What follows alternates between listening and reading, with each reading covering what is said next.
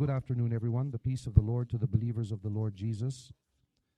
Welcome to the first annual conference of the Church Without Politics movement. And I'd like to thank you all for joining us this afternoon. Well, my name is Jose Luis. I am Vice President of the movement, and I want to point out that at this conference, we aim to present the objectives of this movement as well as its administrative and legal organization. And then I'm going to explain here the division of how we're going to deal with the conference here this afternoon. In the first part, o nosso presidente, Daniel Batista, will talk about the movement's history, objectives, and working methods. I'll come back later to talk about the legal and administrative organization. At the end, we'll come back here with our final thoughts. So that's how it's going to work. So quickly, in order to be very objective here, I'll give the floor to our movement president, Pastor Daniel Batista. Pastor. Thank you. Good night, beloved. Peace of the Lord Jesus to all who are of the faith. Good.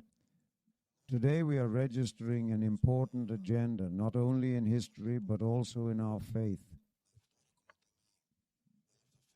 Because I've been constantly recording this in the moments that God gives me the opportunity to talk about this subject, which in history has never arisen, never existed, never recorded a movement of this kind who defended this agenda, as far as I know, unless someone brings me some different information. More than history has ever recorded. Of what history preaches, there have never been Christians of this stature with this purpose, with the aim of really clarifying this issue, whether or not to mix these two elements, which is the political church. So today we are here to mark that history. We are recording this publicly, that faith. This initiative, this action of the church, really bringing this pure gospel of Jesus to the conscience of man, and this truth being explicit and known by all. So today we are inaugurating something that has never been recorded in history. Good. My part here today is to start talking about this Church Without Politics movement with regard to the institutional and educational issue, then the legal and administrative. Presbyter Jose Luis will take the lead in dealing with you. Good. The Church Without Politics movement is an extremely biblical Christian initiative and is subordinate to the Holy Scriptures, which proposes exactly one action, but an interdenominational action, which means that we don't have a denomination as a movement. We have an initiative and an action to defend biblical doctrine. With this specific topic, which is the Apostolic Church, therefore interdenominational. We're not ecumenical. There's no interreligious dialogue movement here. It doesn't exist. But there is no denomination either. We are Christians, and that's enough for us. And within this action and this initiative, as you all know, we are determined to achieve three important aspects of this issue of what we are going to defend. The institutional question of the movement, educational as well as administrative. The movement will achieve as well as honor these three aspects: institutional, educational, and administrative, which today we're actually going to clarify for all of you here. This action will work on two specific and defined fronts. The first is to present all the essential data of Christ's message, as well as the doctrinal requirements that arise from it.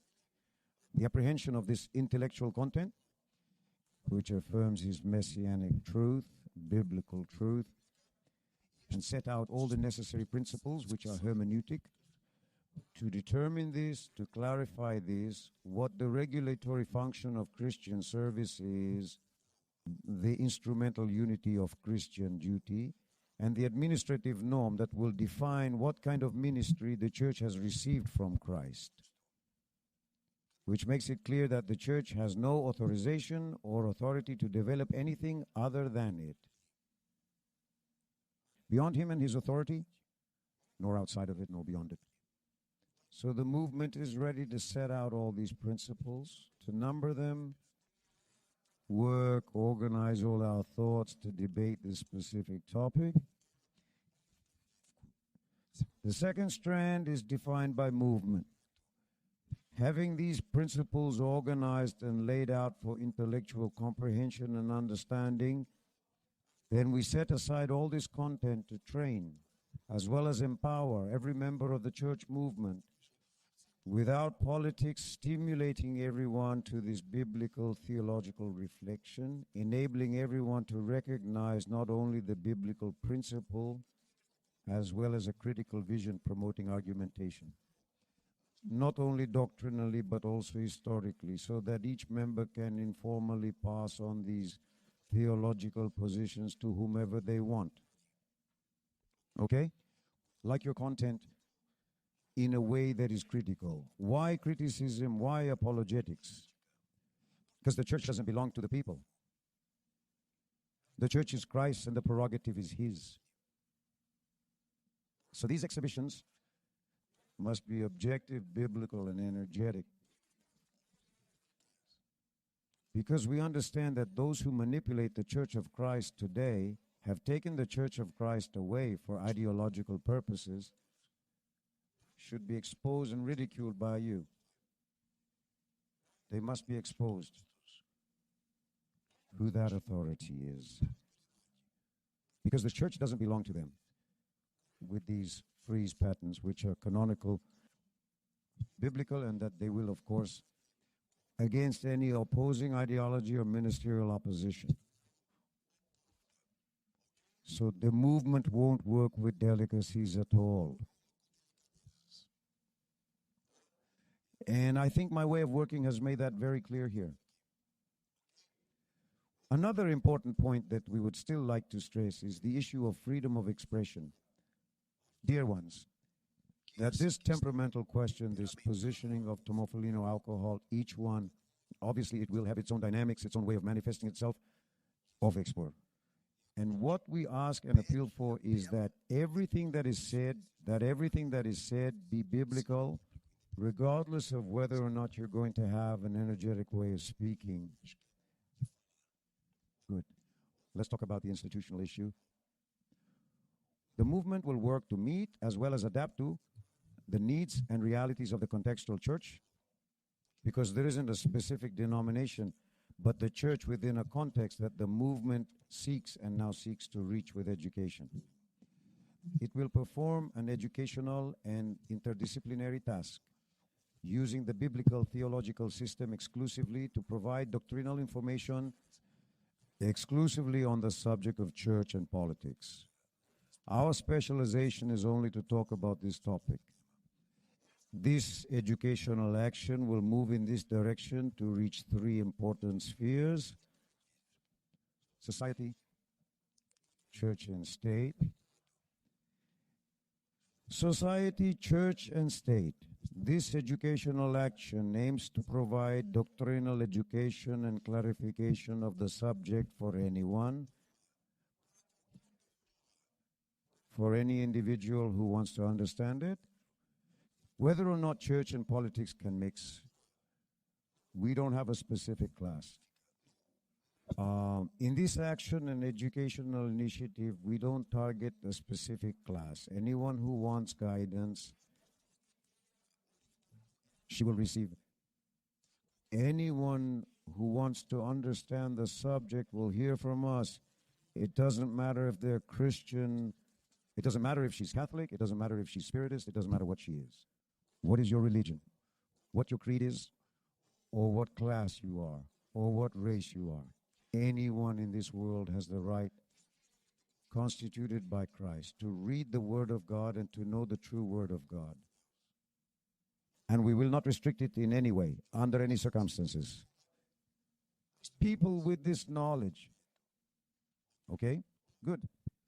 It is important to note that this movement does not intend to act in any of the spheres I mentioned with initiatives that will be revolutionary and reformist.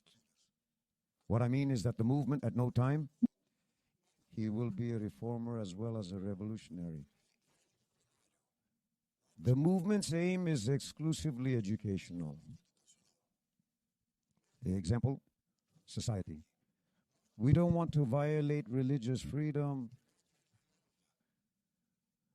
impose a certain religion or interfere with a certain cultural value in anything we say.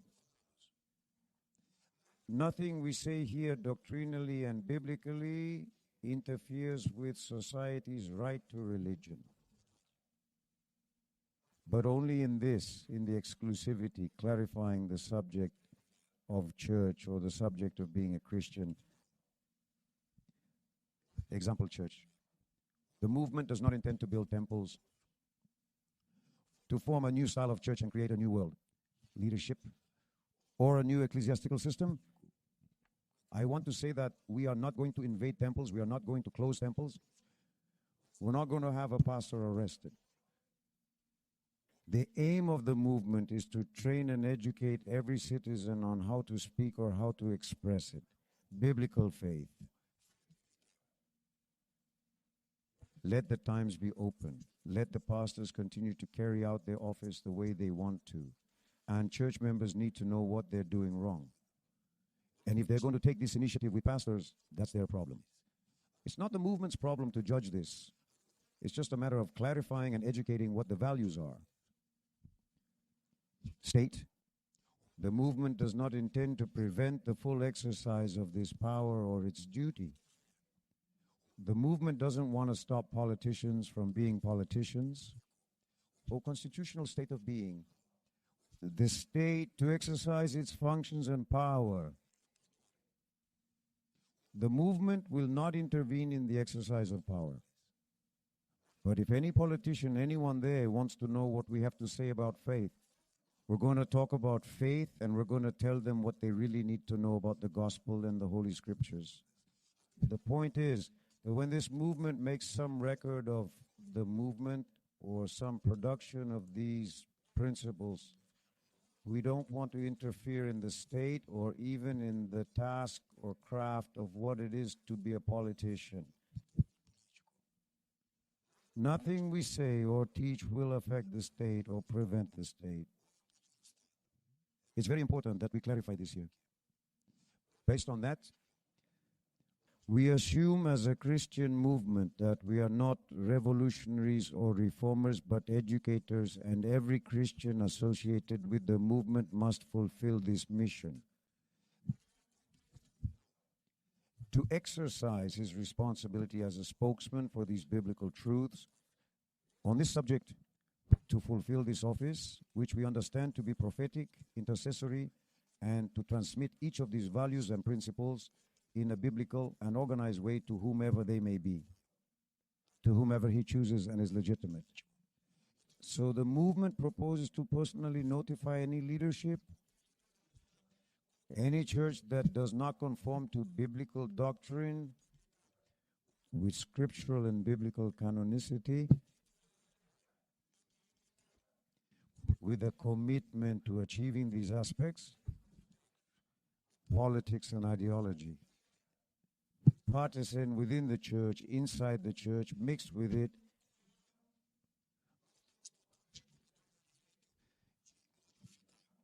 The church without politics movement will not be the object of an anarchist protest at any time, but of manifestation, preaching. This action aims to manifest and record the necessary principles of the scriptures to administer the function of this, of what it is to be a Christian or a church.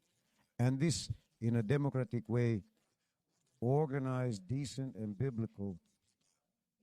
That's why we're here at the first conference to record all this, and tomorrow no one will put words in our mouths.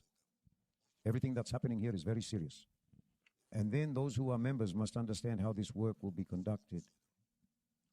I'm returning to the question and the merits of the demonstration and not the protest, which the presbyter is going to work on a little. What's the difference between a protest and a demonstration? The demonstration we will be holding, it is the expression of thought. Protest is what some of you see being done with parties or in defense of parties. Not at any time. This movement is going to be mixed up with riots, anarchy, or something like that. but with dignity and respect for the work of our Lord in defense of what is His. We are going to express these thoughts due to what we have already organized and to which you all have access. How this personal notification will be made is up to the leadership, church, or anyone else who falls under the Christian prerogative. There are 3 important pieces of data that I have here that record how this notification pattern should be carried out. Eu quero notificar. How should I notify? First task, collecting the facts and principles that prove it. The method, the system that Jesus used to carry out his work. The collection of facts and principles that can testify to this, the unity of his legitimate thinking, as the doctrinal interconnections obtained in its own revelation, in its nature, in its history, in your life, in your ministry. The first detail that this movement was willing to do. Let's read God's word. Let's see what is written, what has been revealed by him historically. What has been passed down from him, because the authority comes from there. The truth is him. And the truth that must prevail must be him. Because the movement is not based on assumptions, ideas, or thoughts. We don't use the philosophical system to judge church and politics. We use the revelation of his life, then the collection of facts and principles. This scientific work is entirely focused on him. The second point is the gathering of all these principles, all this historical information, and the messianic nature of Jesus. Step 2, the elaboration and development of doctrine and judgment. What is the judgment? After having access to all this information that comes from him and proceeds from him, what is my judgment? Was he political or not? Did he have links with the state or not? He used this system, he used this method, and that's how the pastors are doing. That's the point. So within this compulsory nature, for the development of the debate on the subject, each material should always be backed up with evidence before explaining it. Always respecting the centrality of Christ, as well as certifying the origin and essence of the facts throughout the presentation. Not just the centrality of facts about what Jesus was like on earth, as well as the concern of proving the facts in what you are going to judge. Special attention here on the second point of the role of member responsibility. I'm going to talk about a pastor. I'm going to talk about a church. So you're going to use the image. You're going to use the pastor. He's public. And he's under the prerogative. It means he's a public man, a public image. He's inside the church. He's publishing everything he's doing with the church, a book on politics within the church. Great. You take those images. That event certifies that that event happened. Make sure it's real.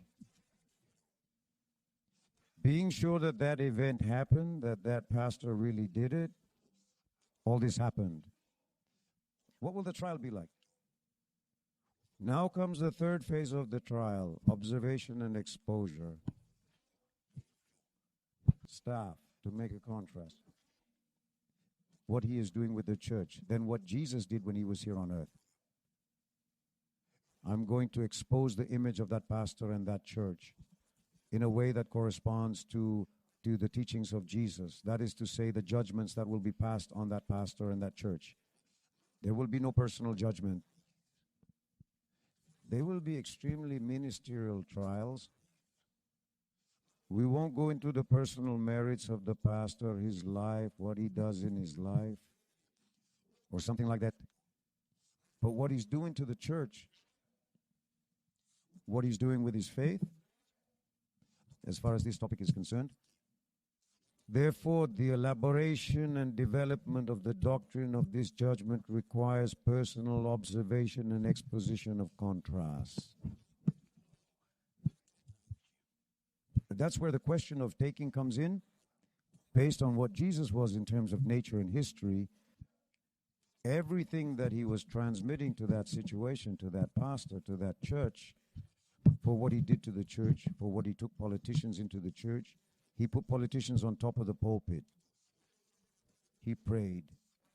Then he transferred members to the state, elected pastors and church members to public office on the basis of church votes, based on church marketing, etc. So that contrast, this judgment must be made, but with criteria and organization, and that is what is required. There is no personal merit. There is no affront. No one's honor is affected. Apart from that, the incompatibility of the ministry he is doing there with what Jesus was on earth, the demands must be the same. Now, what we do in the church we attend, they have to do there too. Because it was Christ who inaugurated the church, Jesus who opened the door, and he is the ultimate authority. So these notifications should be made by every member. And then I'm going to number again for you here what the procedure will be and the responsibility of each member. The collection of facts and principles.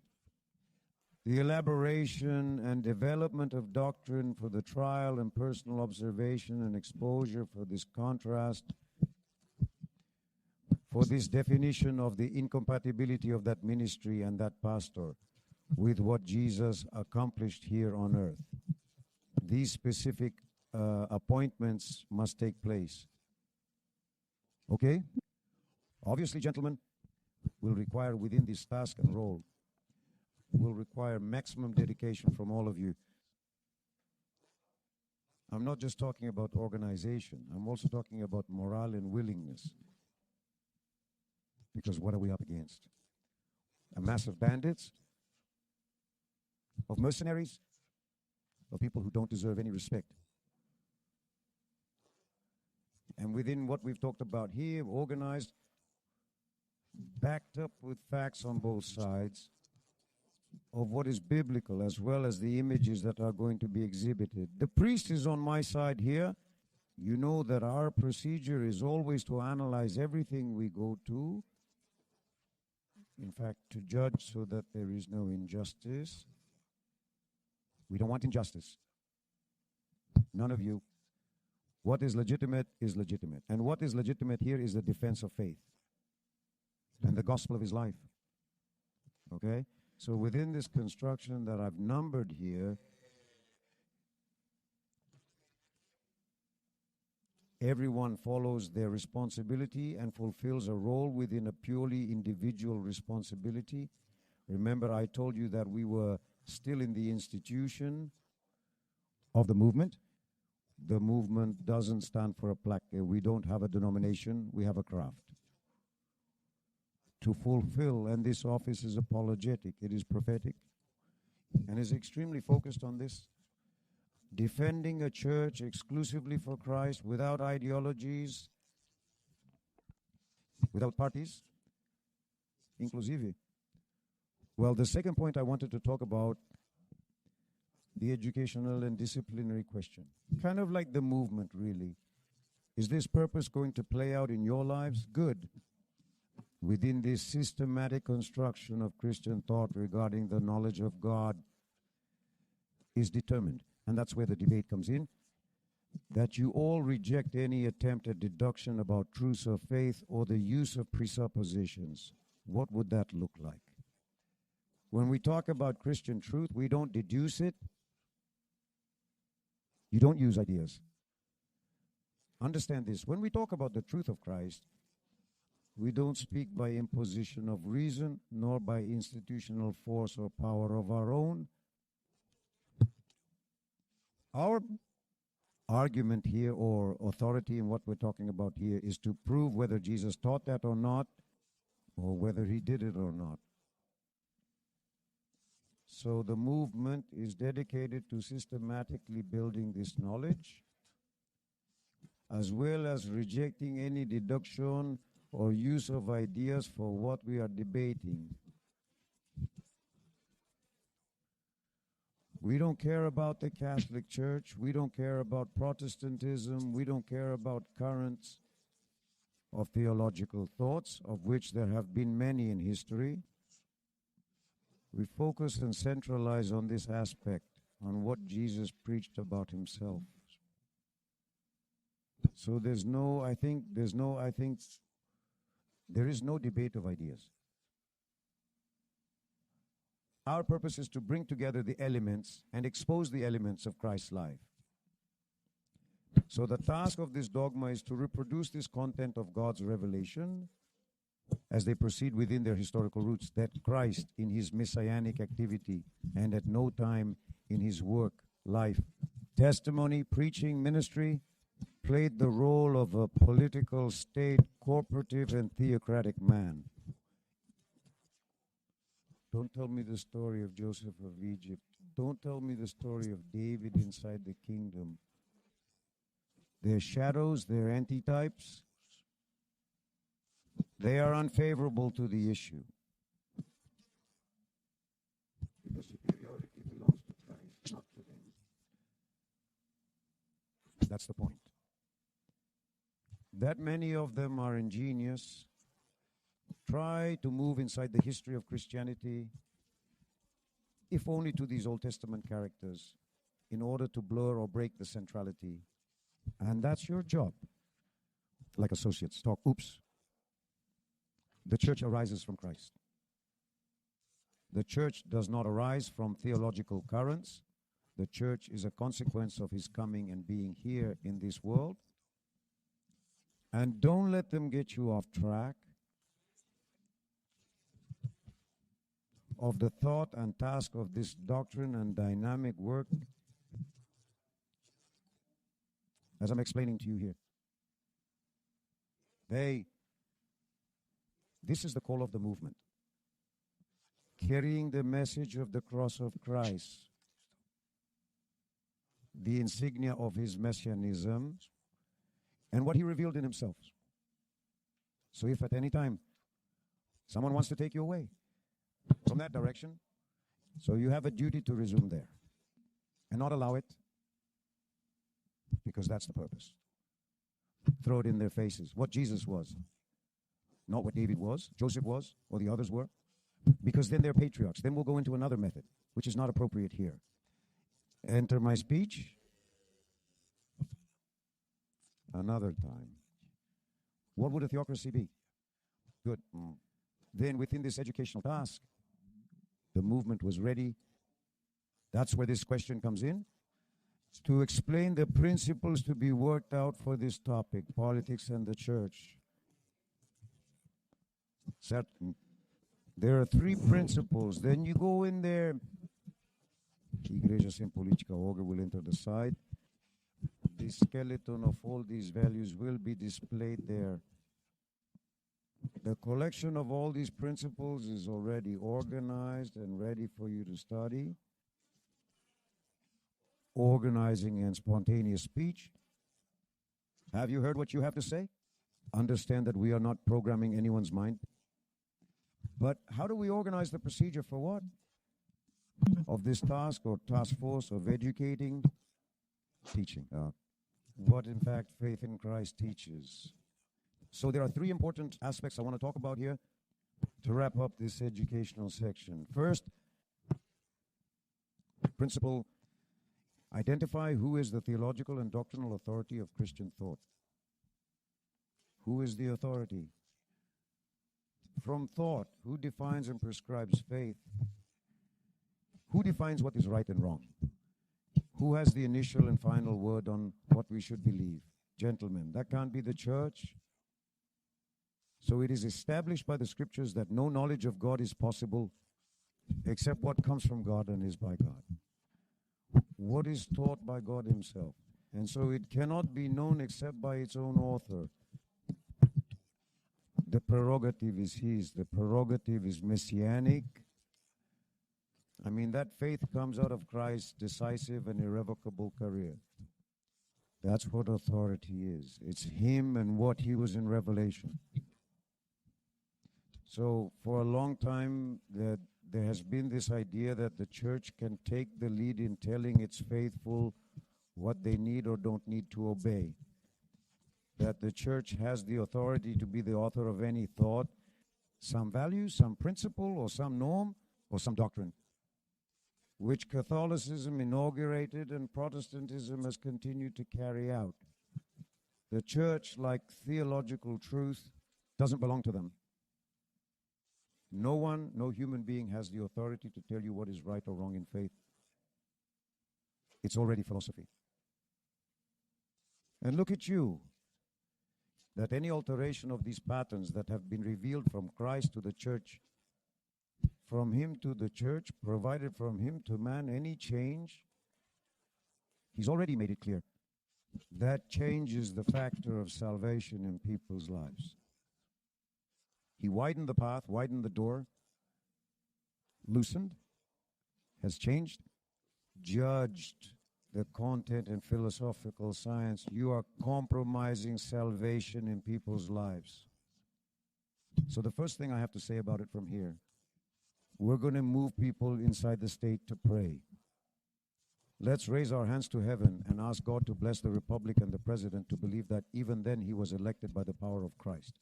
My question to you is, didn't Jesus teach this kind of thing? Will it work? You're going there to raise your hand to heaven and ask God for something that he wasn't born here on earth and prayed for. He didn't use this means of grace or this system of prayer for these purposes. Does not give this claim in his speech or in his work, but you are moving the church towards a political purpose without biblical proof from Christ. And the question I'm asking is altering, modifying, lengthening. Will this prayer work? Will God answer it? Sirs, historically you realize that with all the prayers the church has ever made in favor of politics and the state, it has never worked because corruption is still there. No one in this room can prove to me that anyone has ever had an answer to prayer. I'm only going to tell you about one era. It was Lula and it was Bolsonaro. Show me a time when the church was moved there to pray, some moment, some circumstance, some problem, something that has been solved through prayer, or that they have managed to solve in this country. Has this country changed at all with all this apparatus, with all this religious learning there? Corruption still insists. It was practically 3 eras. 3 decades, which is recorded as corruption. Just one government inside the church. Received a pastor's prayer. There were pastors working in politics in that government, and the president was even arrested. And all he had to say to me was that Jesus was going to release him from the federal prison, as he did with Peter. So those standards that were fulfilled in Christ must be fulfilled today. They should be enough for us. Because it is the certificate of our life, our faith, our ministry, that we are going for a purpose that is legitimate and that has his exclusive approval, that is his career of his irrevocable office.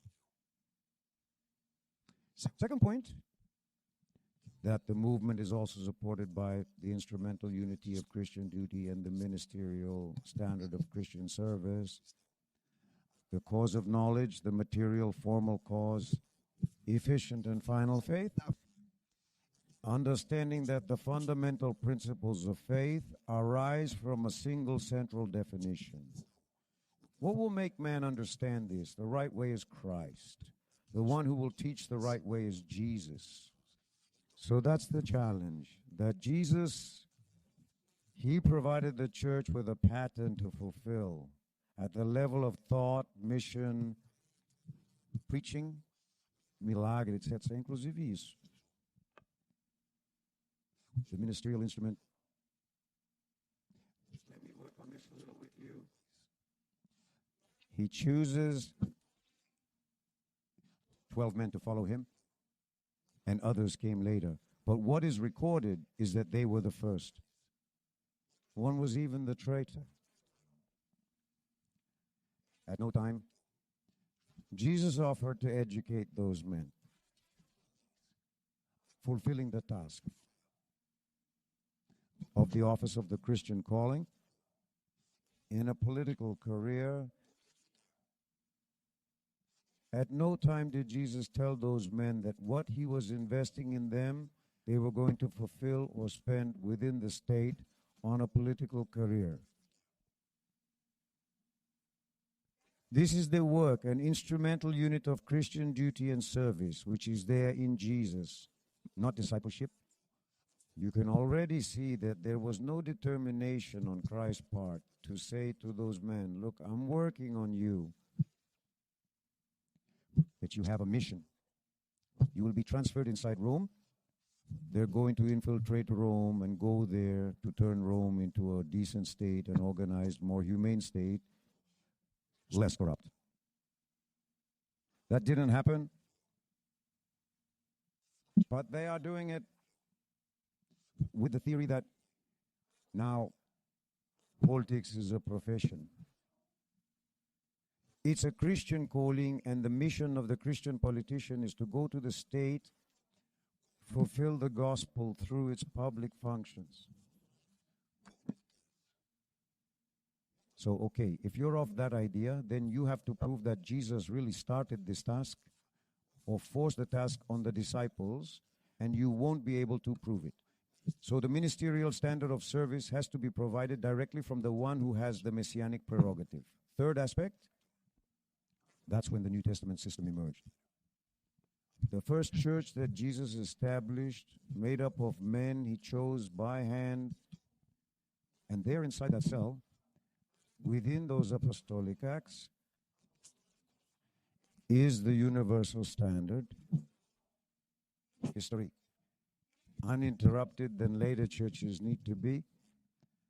So we put a set of legitimate acts of faith in the movement's collection, and we defined that within these legitimate acts of faith, we started, represented by the apostles, men chosen by Christ, handpicked. There was a ministry there, not a hierarchy. There were ministries there, ministerial responsibility, not company responsibility, and not institutional vision. These men organized themselves to carry out the gospel in an organized and responsible way, but there were no positions there. There is no hierarchy. There is no division of positions, but of tasks. So it was defined that this is the legitimate power of true ecclesiastical governance, made up of men converted and handpicked by Christ, who qualified them to be his witnesses in the specific role of judges and priests. And their model provided a detailed code for the regulation of the principles and administrative function of what it is to be a church, for the use of comparison for the other churches that followed. What do you mean? That church, she didn't have her own authority. She didn't have her own ministry. The authority is Christ, and the authority that was passed on from Christ to the church consisted of two important factors in the lives of those men: the knowledge of Christ and discipline. Apart from that, gentlemen, nobody owns anything. The power of the church back then, the first that some of these bastards say has disappeared. The church that has disappeared for them is still alive for us through legitimate acts and standards. The power of this church was not influence. The power of this church was not money. The power of this church is not political. The power of this church is preaching, is the word, is to prove it. So Jesus said, can you prove it? You have authority. Can't you prove it? You no longer have the authority to speak. Decorate your thoughts and speech according to what Jesus has set as the standard. If you can't prove it, the best thing is to shut up and say no more. So under no circumstances, in any situation, under no circumstances, these guys will be able to close your mouth. So much so that they don't call us to debate. So much so that they don't call for or allow the movement anywhere. You already know that we've tried and the doors have been closed to us. As I heard from someone high up in journalism, they already know about their political movement and there's a lot of resistance up there. Resistance? Why resistance? What fear do you have of what we're talking about here? If you're telling the truth, you have nothing to fear. Open the doors to us and let us say what we know. So if, of course, what we say, what we defend here is not correct, does not proceed in an original scriptural way, we will be unmasked and this movement will be broken in half. And I want to make something clear to you because I'm going to finish here. And the Vice President, Presbyter, is going to start his speech on legal administration. In the administrative legal view, I fear no one, I fear nothing. Because everything we organize for you to do is within the law. It's the use of prerogative and who is under it, claiming to be a Christian, or within a church must respect and obey Christ, period. And you can be sure of one thing, they will respect the shirt. They'll respect that emblem, and wherever we go, we'll have to listen. And don't lower your heads to anyone or anything. And follow all the guidelines that have been given, which is why we are registering at this first conference what this movement is and making it clear to you this movement exists and has the capacity. And that's what we do. We prove the truth of the Bible, and that's all there is to it. I'm happy with it. I let him say something. I have it for myself, which is an enormous satisfaction to be able to take part in this with all of you. It's a huge achievement for me as a shepherd, as a Christian, knowing that I'm on this journey, on this particular subject, many years of my life. Everywhere you can imagine, I joined to defend it. And I've had experiences that I don't want to tell you about here. But they only brought me something specific, the maturing of the man I am today for Christ. Don't bow your head to any authority, for any person concerning Satan, because the church is Christ, and these men need to respect his work. And you have been called to make this happen. Thank you. The word is now the elders and the speech is his. Thank you, Pastor. Well, as promised here in the second part, we're going to deal with the legal and administrative organization of the movement. I want to start this second part by explaining to you that the movement has a legal personality. When we talk about legal personality, we mean specifically that it is not an informal movement, that a group of people came together for a certain purpose, and this is not recorded anywhere. Quite the opposite. Everything that the pastor has said here, there are minutes and a constitution of the movement registered in a notary's office where we put it there. Main aspects. Characteristics of the movement, what its main objectives are, which have already been covered here. The election of an executive director who has the legal authority to decide on these objectives, as well as to represent the movement publicly. And here I make an observation that although anyone can act to promote these objectives, only this board,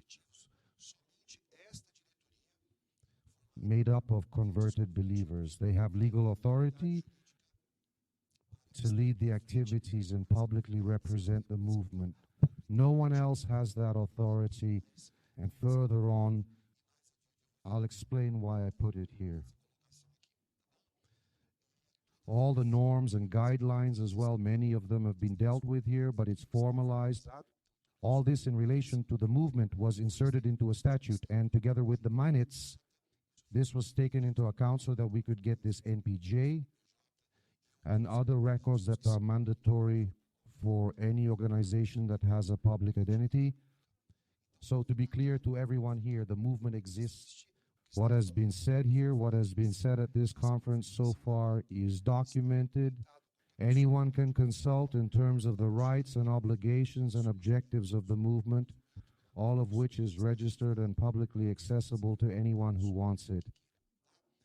The second point I want to address is the limits of action and conduct of the movement's representatives. And when I talk about the limits of action, I want to explain to all of you in advance that the objectives here, which the pastor has already mentioned, are to spread the fundamentals on the subject of the political church, the dissemination and propagation of this teaching, which will happen in two specific ways that I'm going to discuss with you. The first form of promotion is through the media, mainly social media, but other media can also be used. So we can use print media and also TV stations if necessary. In other words, everything in our power to make this education happen. This teaching from Christ to anyone interested is accessible and available. So the movement has a few addresses that I'll refer to here. But of course, whoever is interested, access both the website and social media. You'll get more information there. Our website is called igrejasempolitica.org. We also have an Instagram page and a YouTube channel with the same name, Church Without Politics, that anyone can access, as I've already mentioned here. Much of what the pastor, Daniel, has already commented here, of doctrines that are used there or fundamentals that are used to work on videos in presentations are already available, and anyone can, of course, access and witness what we've said here. So on the website, we also have an area that we call the members area, that anyone who agrees with the aims and terms of the movement can register in this area, and this registration is free of charge.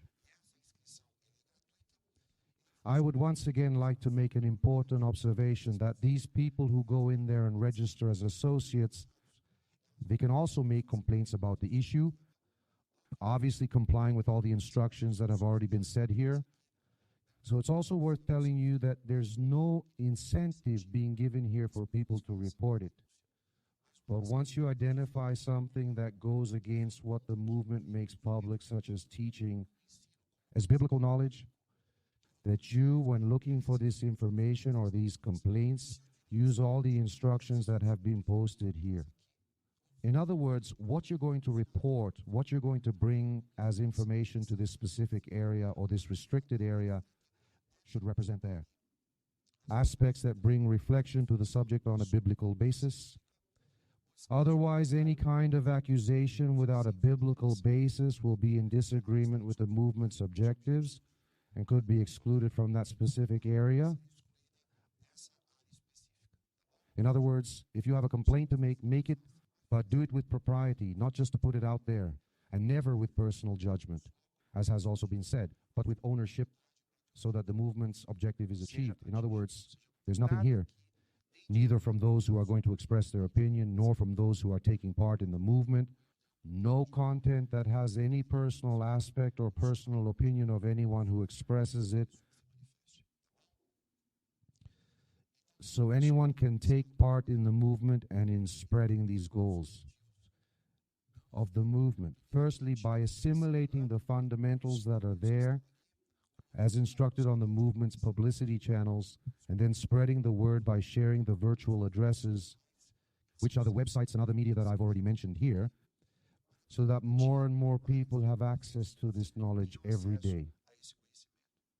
So the role of you who are here tonight, the role of people who are also going to join the movement, is to take the content that is there, not modifying it because the content there was not produced intellectually, was not produced with opinion, but is biblical, theological content, that it is up to each person who joins this movement, who understands that this cause must be defended in the way that it has been received, to pass on to other people. If there is already content there, there are electronic addresses for it. It's up to each person just to share those addresses, because there the subject will be explained, expressed, with all the necessary propriety. Está bom? Good. As I said here, in relation to the way the movement also acts, we have the second way. I spoke first of the issue of publicity. The second is public acts. And although it's obvious, it's important to emphasize that the movement will act within the limits of the law, of what Pastor Daniel has already expressed here. That is, the public activities of this movement are classified as demonstrations. In other words, there will be no protests or any kind of activity that jeopardizes law and order, the right to choose or exercise citizenship, i.e., we won't impose anything on anyone with it below. We will be in certain locations to present theological, historical, biblical, and educational content, and anyone interested can have access to this knowledge. This is the aim of the movement when it takes part in these actions that have been put forward here. Well, I've talked about the two specific ways we're going to act, both in terms of dissemination and actions. I'll give you an example here so that it's clearer of what the movement has already been doing over the course of its existence. The first relates to dissemination. I even anticipated a few things here, but I'll repeat it for you. On the website, on Instagram, on YouTube, you can already find there and identify several videos that report the breach of this conduct on the subject of church and politics. We have a wide variety of videos. I'll mention a few.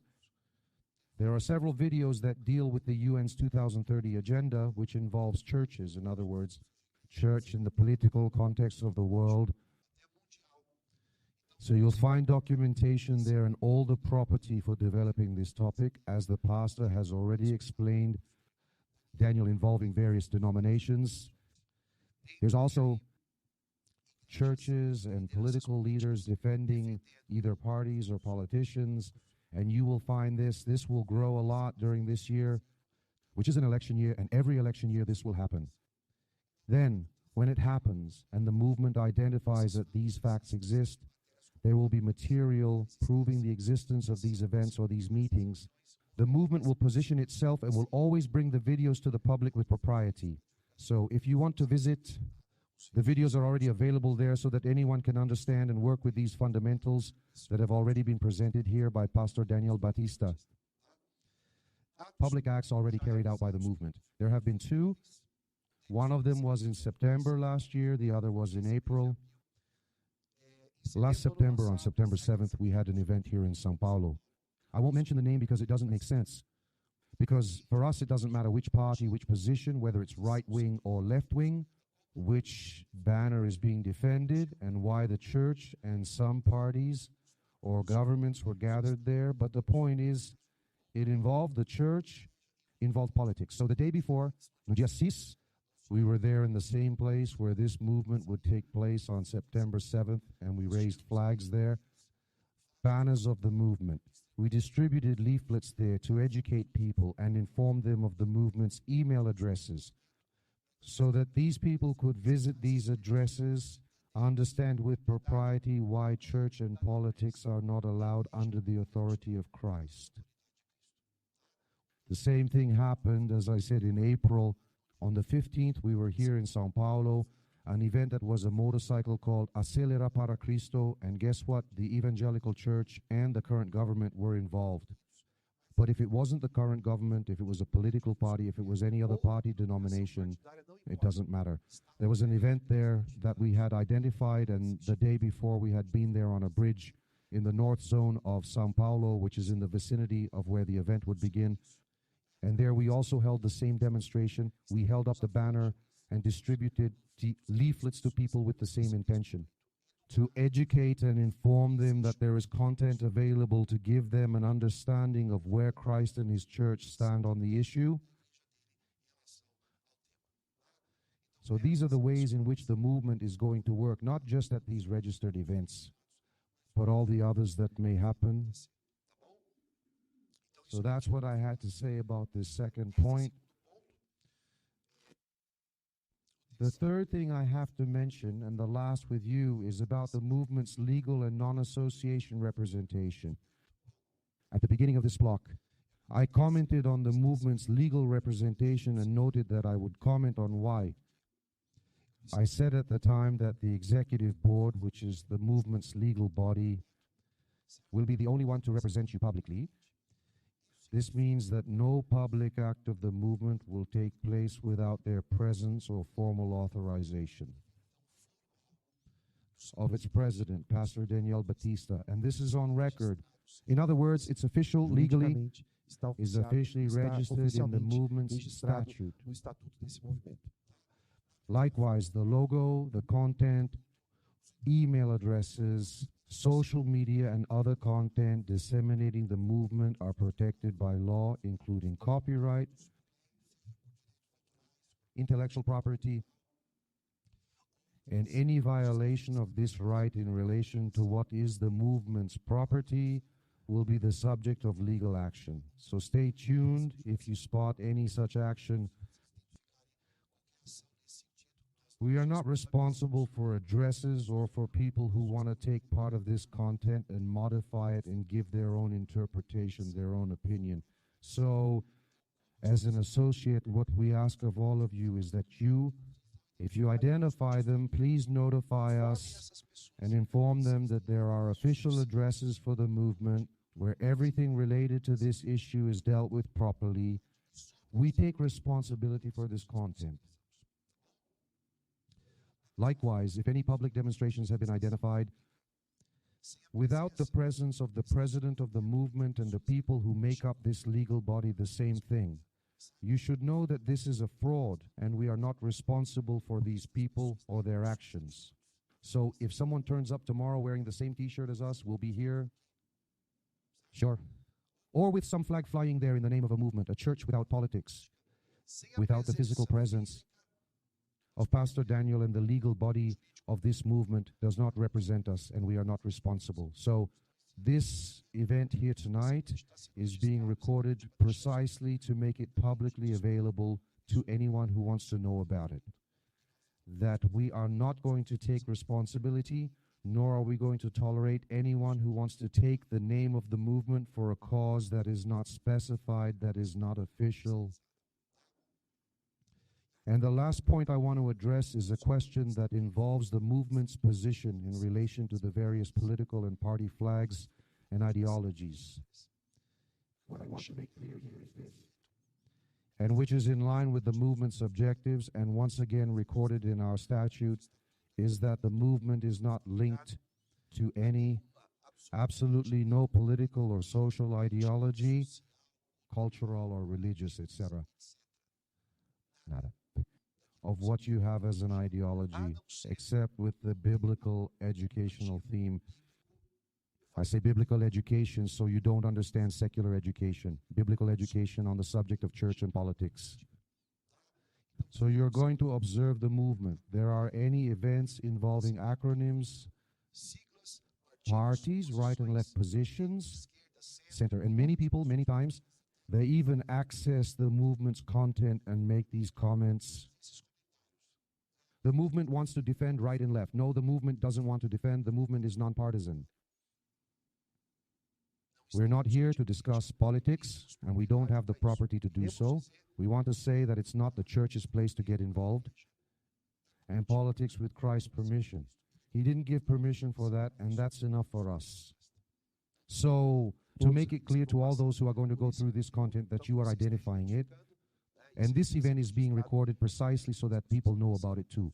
There is no defense of any kind of ideology, thought, and none of these parties or thoughts influences the movement.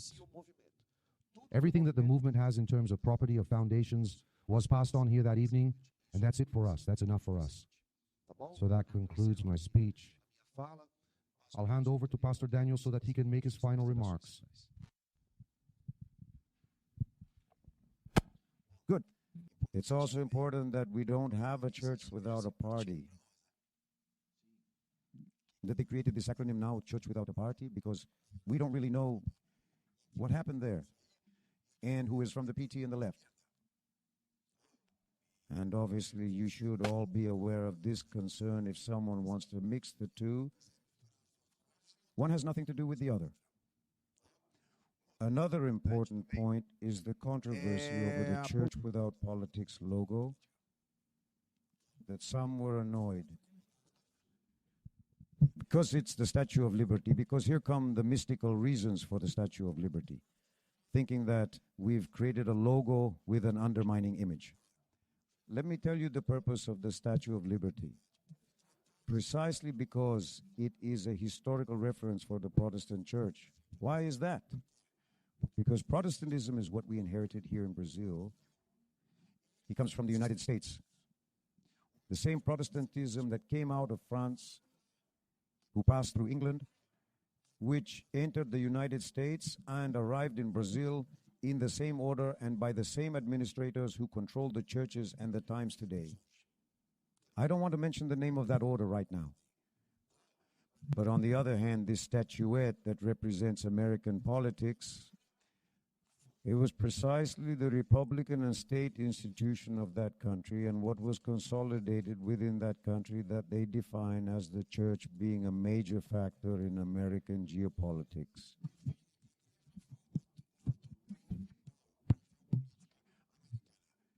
The geopolitics that are being used today by the UN, thanks to the church and Protestantism that served the United States. So, is what in fact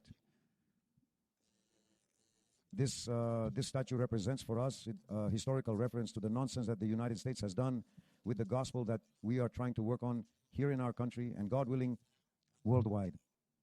Okay? Good. My final remarks, I would like to thank you, the presbyter and the whole movement's entourage, because it's very hard work and we have a long way to go now.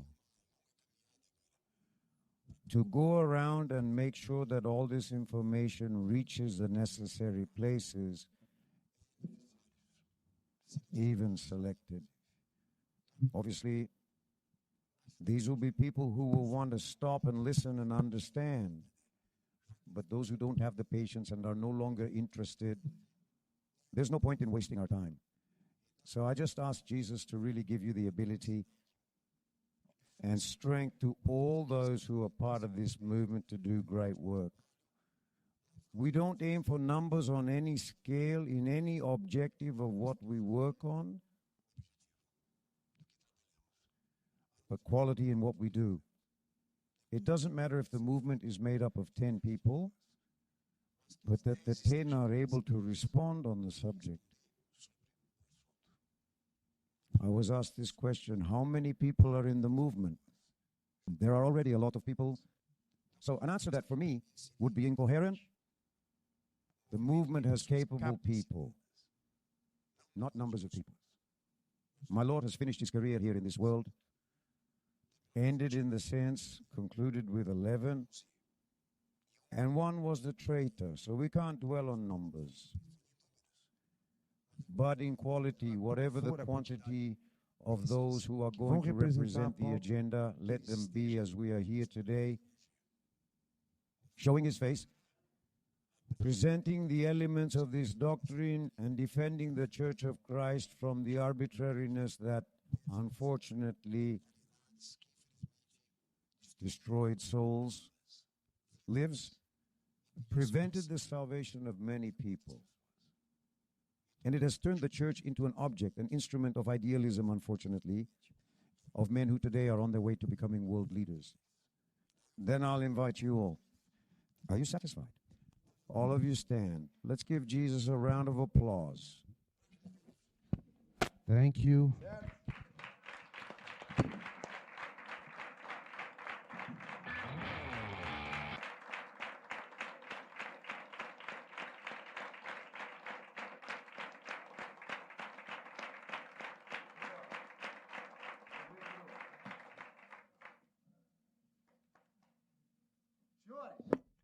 Thank you very much. May God bless you all. May this journey be good for all of us. And that we learn this through her. It's good to serve Jesus. A hug to all of you. Go ahead and say hello. Have a good night, everyone. Cheers. Thank you. We are here at the first annual conference of the Church Without Politics movement with the Vice President, Presbyter Jose Luis. Presbyter, I'd like to ask you a few questions about the movement. This movement, does he have any connection with the church? No, it has no connection with any denomination, with any ministry. But obviously the legal staff, those who make up the legal cause, each have their office within their respective ministry. But a connection with a plaque, with a denomination, does not exist. The movement is independent of license plates and denominations. I will. Right. And how can people who know about the movement spread the word? The most important thing for anyone who comes across the movement's content, which is available on www.igrejasempolitica.org, on our YouTube channel and also on our Instagram page, is that they access it, understand the fundamentals, and then pass these addresses on to other people. Because what we don't want is for people to draw conclusions from what's there and pass on an opinion, partial information about that content. So it's important that each of these interested people who want to defend this flag spread the word and share the addresses of both the website and YouTube and Instagram. That's what we want people to do. And you commented during the conference about the demonstrations. How does this happen in practice? How are demonstrations carried out? Well, the truth is that we don't choose the demonstrations. We don't determine when they will happen. The movement tries to identify the existence or occurrence of public events involving church and politics, or evangelical leaders and politics. And when this happens, the movement is present in advance in those places where these events involving church and politics will take place, so that we can publicly state the movement's position there, either by raising banners, distributing pamphlets to these people so that they can get to know these addresses of the movement and know that there is content available that works with propriety, impartiality of thought, of ideology, or any kind of opinion. That's the way we work with these demonstrations. That's right, Elder. Thank you. We are here at the first annual conference of the Church Without Politics movement with Pastor Daniel Batista, who is the president of the movement. Pastor, I wanted to know how the movement came about, whose idea it was, and if you had any inspiration. Good question. It's not about the idea. This is a trade. What is being developed by the movement has fulfilled one of Christ's directives given by him to the church, that we explain in the movement by administrative principle of what it is to be a Christian and to be a church. So right now, the movement pontificates on judging the church within a context and on what it needs to fulfill. So that's where your job comes in, to identify who the heretics are, to identify those who don't abide by this doctrine, but within an organization of thought. Initiative in action is thought, which aims to interfere with these contingencies that we know are now taking over the church through ideologies. So this is the movement's opinion, to fulfill the office of the administrative principle of being a Christian and being a church. And Pastor, what is the main demand of the Church Without Politics movement? The claim is to maintain the continuity of Christ and preserve his purity, what he was in the trade, what he was here on earth, of what he was as a man at work here in this world. That's our demand, to bring this knowledge to people so that judgment can be made, which is right, what is wrong, what is lawful, what is legitimate. Because that's where the question of the movement comes in, of taking this opinion, of people being able to make this judgment, to be able to make this contrast between what Jesus was and what the church is today, and to prove that it is, in fact, the theme of the movement. That Jesus wasn't political, that he wasn't statist, that he wasn't corporate. At no time was he theocratic. Right? And what is the outlook for the movement? What do you hope to achieve from now on? This knowledge, the largest number of people, not reaching more people with the question of conscience. The movement has no corporate, institutional, or economic interests other than that. To engrave this knowledge in people's consciousness and enable them to make this judgment, which even society needs, and needs this clarification because it is witnessing this. Politicians joining the church and the church joining the state, and society itself wonders, would Jesus accept that? So we know even those who are not of the Christian faith, who have no association with the scriptures, who don't read the Bible, they wonder. So the movement will also reach the scale of people. So if we have an ambition, our ambition is to raise awareness and clarify the agenda. That's right, Pastor. Thank you, Pastor. The Lord deserves a church made. I have come to be part of this ministry, this movement, Church Without Politics. Because deep down, If you don't do something about it, you are one of them.